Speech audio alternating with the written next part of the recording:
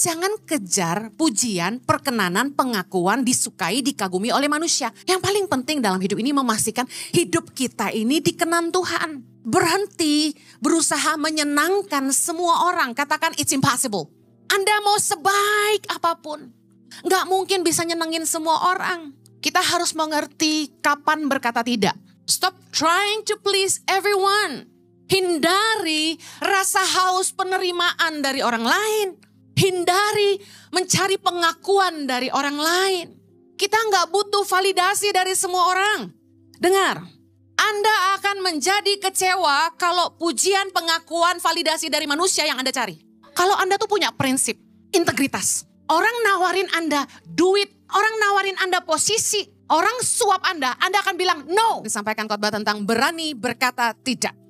Galatia 1 ayat 10 kita baca sama-sama. Jadi bagaimana sekarang? Adakah ku cari kesukaan manusia atau kesukaan Allah? Adakah ku coba berkenan kepada manusia? Sekiranya aku masih mau mencoba berkenan kepada manusia, maka aku bukanlah hamba Kristus. Kita ingin sekali disukai orang. Kita ingin sekali mendapat pengakuan, mendapat pujian, dibilang baik, dikagumi oleh manusia. Apakah itu salah? Enggak juga. Tapi saya mau bilang, disukai manusia itu adalah karunia Allah. Bahwa kalau orang bisa favor kita, itu favor of God. Tuaian dari taburan baik kita selama hidup. Tuaian dari hidup dalam kasih dan kebenaran, makanya kita dikasihi orang. Bukankah acts speak louder than words? Bahwa perbuatan atau tindakan kita bicara lebih keras dari perkataan kita? Kita gak suka sama orang yang omong kosong, amen? Jadi jangan kejar pujian, perkenanan, pengakuan, disukai, dikagumi oleh manusia. Tapi yang paling esensi adalah mengejar favor of God dalam hidupmu. Melakukan yang benar, menabur kasih dan kebaikan kepada semua orang setiap waktu. Katakan amin. Saya percaya bahwa promosi itu datang dari Tuhan. Yang paling penting dalam hidup ini memastikan hidup kita ini dikenan Tuhan. Berhenti berusaha menyenangkan semua orang. Katakan it's impossible. Anda mau sebaik apapun, nggak mungkin bisa nyenengin semua orang.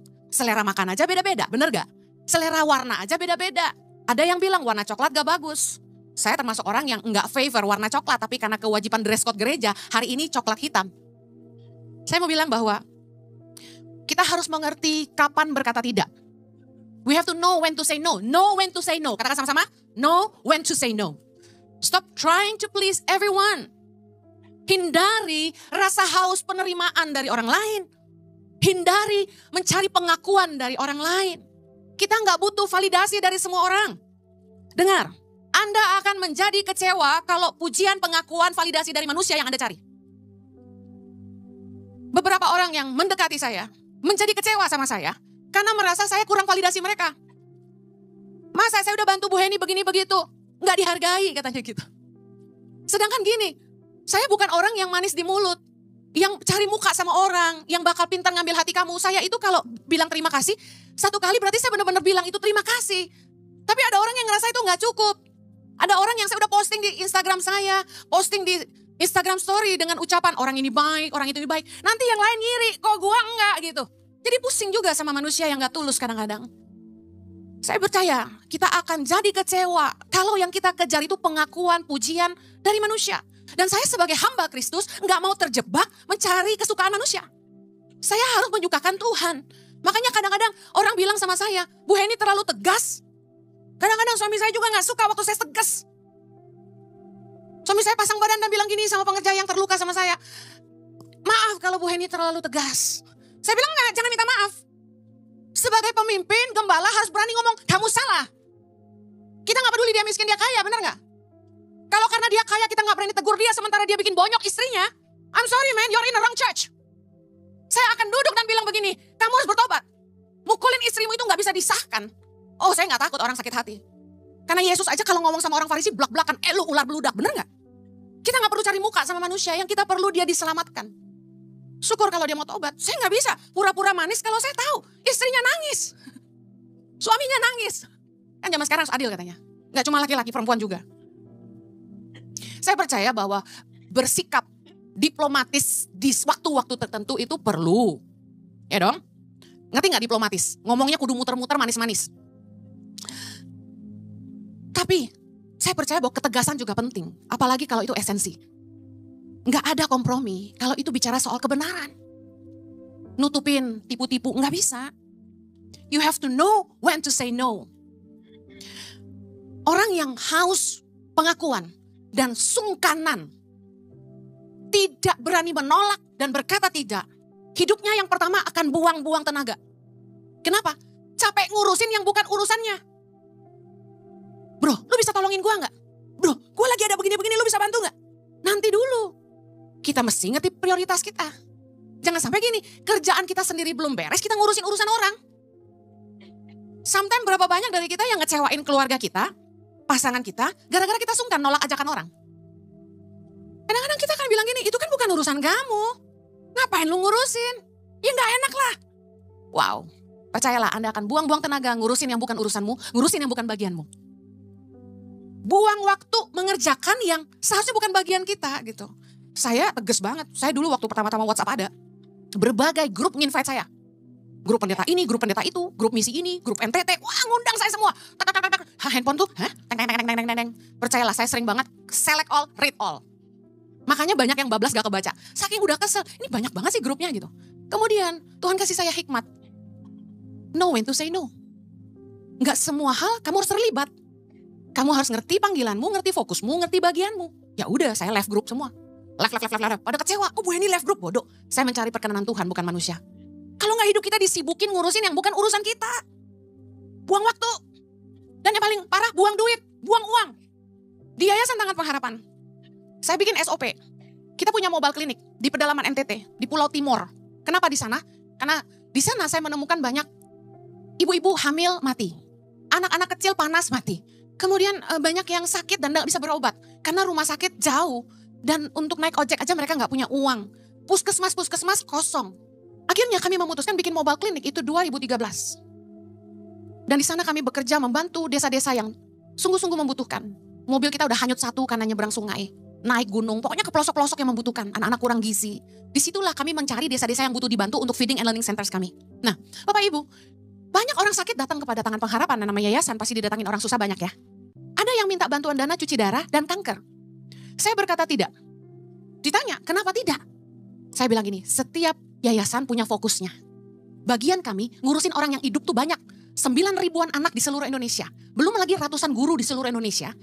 Mobile klinik ini ngobatin yang masih bisa diobatin di tempat, paham ya? Pernah gak kami ngirim mereka ke rumah sakit? Pernah. Contoh, HB-nya 2, kita langsung terbangin ke rumah sakit.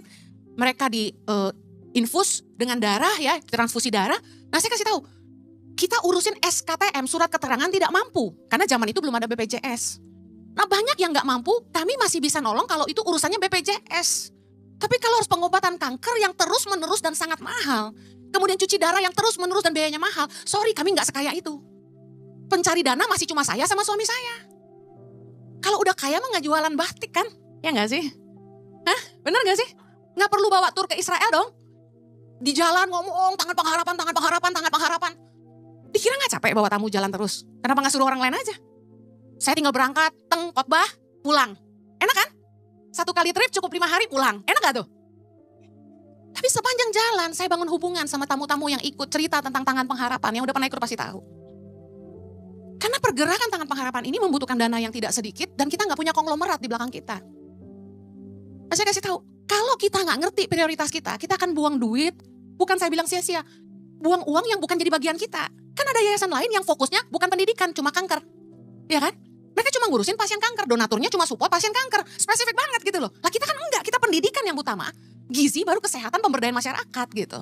Kita bikin sekolah di penjara, udah dari tahun berapa sampai sekarang. Jadi kita harus berani berkata tidak. Kalau kita mau hidup kita efektif dan tajam. Jangan sibuk ngurusin yang gak penting, yang bukan bagian kita. Bagaimana supaya kita belajar berkata tidak? Yang pertama, Anda akan berani berkata tidak kalau Anda tuh punya prinsip. Anda punya nilai, Anda punya komitmen di hidup Anda. Prinsip hidup. Orang yang hidup tanpa prinsip itu akan ya kepada semua orang. Hawis. Contoh, orang yang pegang prinsip kebenaran firman. Saya selalu berkata, Alkitab adalah satu-satunya dasar kebenaran dalam hidup saya. Anda berani berkata begitu? Alkitab adalah satu-satunya dasar kebenaran yang saya pegang teguh di hidup saya. Mazmur 119 ayat 160 berkata, dasar firmanmu adalah kebenaran. Dan Yesus berkata dalam Yohanes 17 ayat 17, kuduskanlah mereka dalam kebenaran, firman-Mu adalah kebenaran. Jelas, firman Tuhan adalah dasar kebenaran yang hakiki. Nah, Pertanyaannya begini, tahu dan yakin tuh beda. Anda tahu firman tapi yakin gak sama firman? Kenapa penting banget kita itu tumbuh dewasa dalam iman, mengerti firman. Salah satu visi gereja ICI adalah melahirkan orang percaya yang dewasa dalam iman. Hidup melakukan firman dan hidup berdampak bagi keluarga, tempat pekerjaan, kota dan bangsa. Itu visi gereja kita. Nah, kenapa harus tumbuh dewasa dalam iman adalah ini, kita baca yuk Efesus 4 ayat 14. Sama-sama.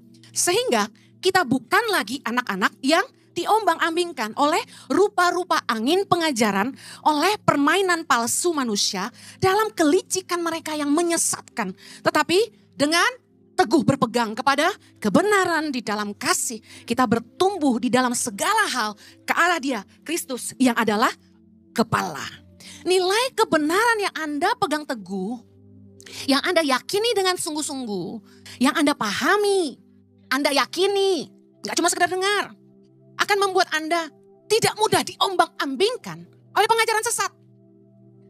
Dan yang paling penting ini, tidak diombang-ambingkan oleh permainan palsu manusia yang dalam kelicikannya menyesatkan.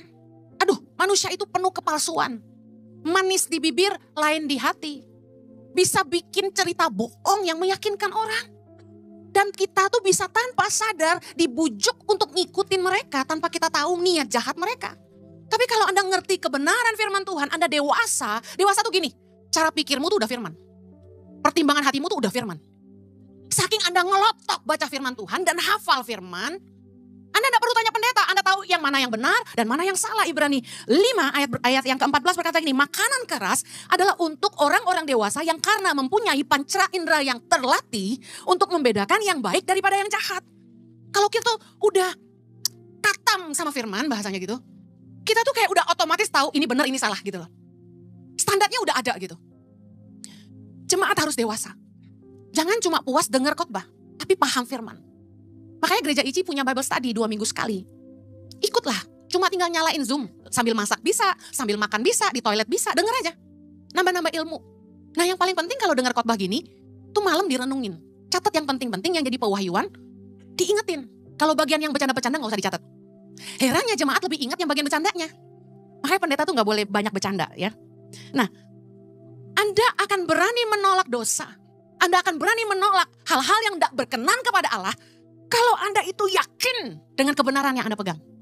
Anda teguh berpegang kepada firman Tuhan. Nah, karena itu firman Tuhan harus menjadi belief system di pikiranmu. Setiap kita punya belief system. Saya buktikan. Kalau Anda mandi, Anda sabunin bagian mana dulu? Yang bagian kepala disampo dulu, angkat tangan. Yang sampo duluan. Oh, sama. Saya juga. Oke. Yang sabunin perut dulu, angkat tangan. Jujur.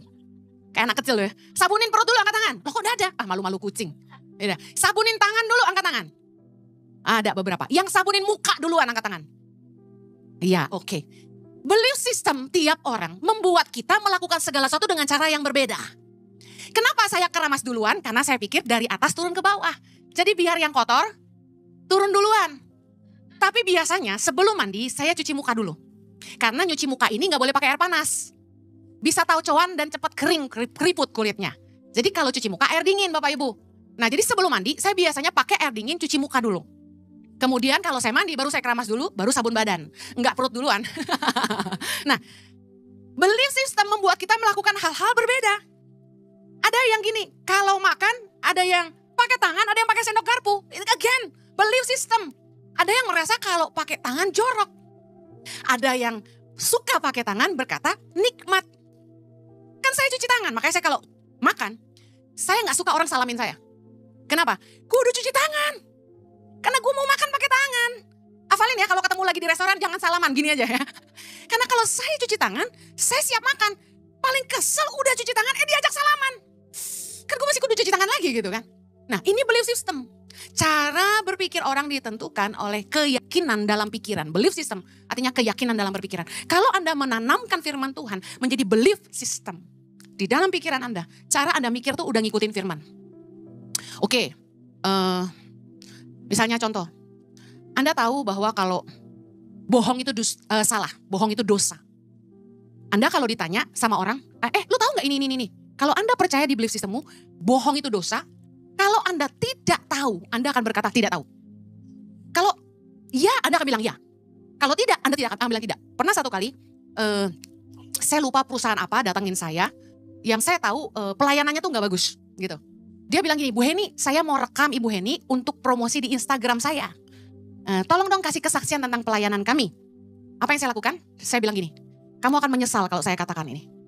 Jadi lebih baik kamu rekam suami saya, karena suami saya lebih baik dari saya. Dia bisa poles dengan kata-kata yang manis, kalau saya gak bisa. Oh, orangnya tersinggung. Tapi I'm gonna tell you the truth. Kalau gak enak, saya akan bilang gak enak. Nah, orang biasanya gak suka. Karena saya akan terus terang, buat apa saya bohong? Saya gak akan bohongin publik, bilang ini enak kalau gak enak gitu. Pernah satu kali saya coba bantu jemaat yang jualan. Di sosial media saya bantu promosi. Kami bikin sebuah IG, Impact Business waktu itu. Impact Market.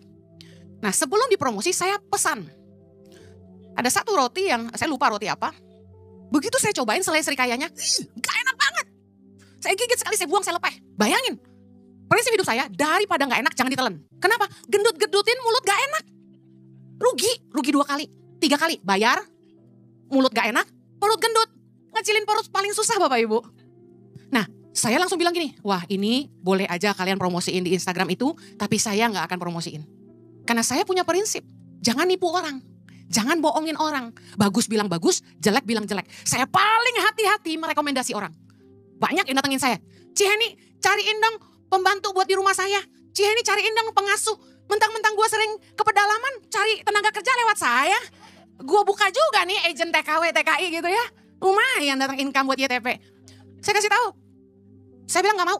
Kenapa? Satu kali saya bantu adik saya cari pegawai dari satu daerah. Saya gak sebut ya, ntar orang yang marah lagi.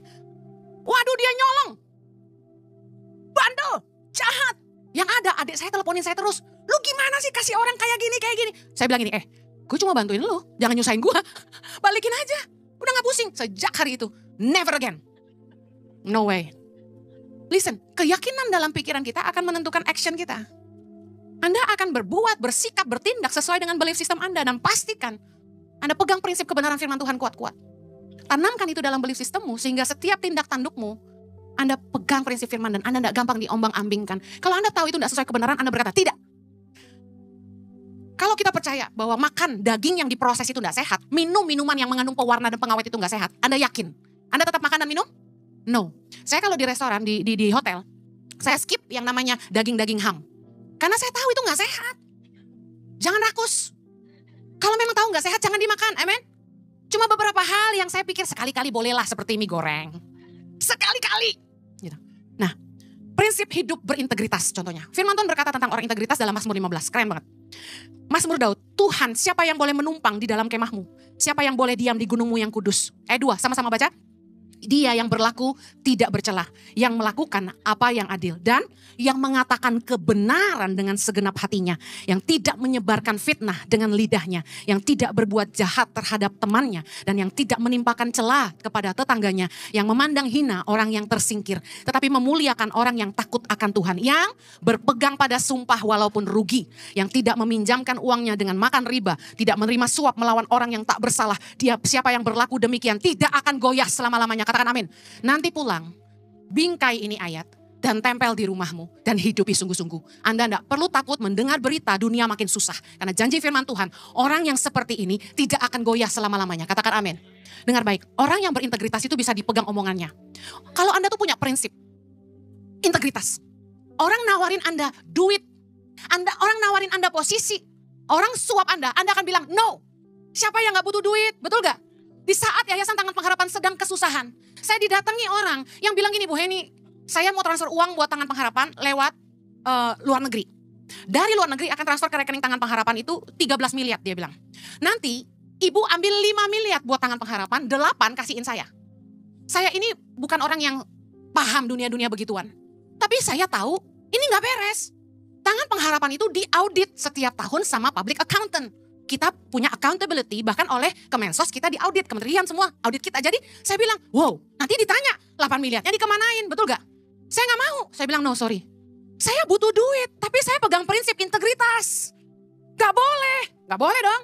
Saya kasih tahu Anda, saksikan, tanya sama staf-staf saya. Selama saya sekolahin anak saya, pernah gak saya ngambil uang yayasan? Anak saya 3 kandung. Dalam keadaan susah gak punya uang, saya mendingan ngemis ke sekolah minta cicilan. Daripada saya ambil uang yayasan. Karena kita hidup tuh harus berintegritas, punya prinsip. Kalau Anda punya prinsip, Anda bisa berkata tidak kepada apapun tawarannya. Amin.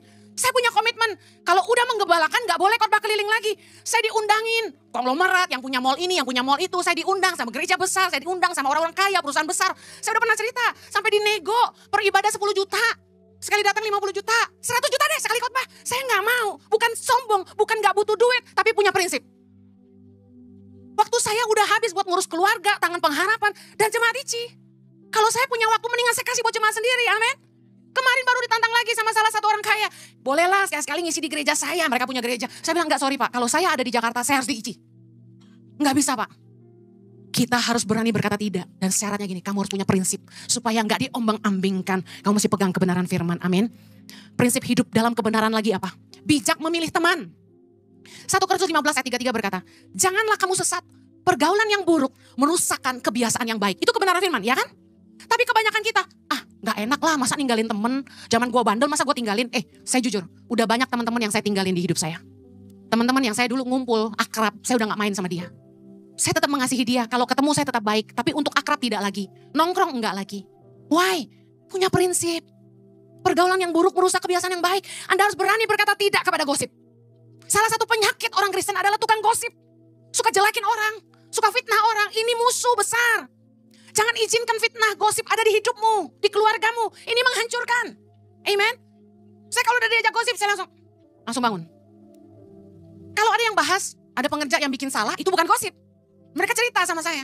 Tapi kalau udah yang baunya ngorek-ngorek, jelek-jelekin, gak usah. 1 Korintus 5 ayat 11, ketegasan yang Rasul Paulus ajarkan. Kita baca sama-sama.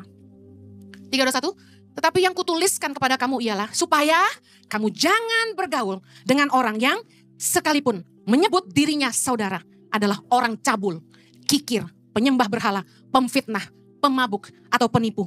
Dengan orang yang demikian, janganlah kamu sekali-kali makan bersama-sama. Lihat, tegas banget. Jangan bergaul dengan, jelas siapa aja. Mazmur 1 ayat 1 berkata, jangan dengerin nasihat orang fasik, jangan duduk dalam kumpulan pencemooh, jangan berjalan dengan orang-orang berdosa, jelas. Gak enak lah masa teman kita tinggalin, kita udah nyaman sama dia. Apa yang kamu dengar, apa yang kamu lihat merusak hatimu. Jaga hatimu. Anda pernah lihat orang digerebek? Saya mau tanya, ketika sebuah tempat digerebek, apakah yang ditangkap cuma satu orang? Siapa yang ditangkap? Semuanya. Why? Karena kamu duduk dengan mereka, kamu dianggap sekongkol, temannya mereka. Gak bisa, ada yang bilang gini sama gue. Ci, kita gak ikut jelekin kamu kok. Kita ada di situ tapi kita gak ikut kok ngomongin kamu. Enggak, gue gak percaya. Sedikit banyak lu ikut dengerin dan nambahin. I believe that with all my heart. Orang-orang yang kayak gini gue gak percaya.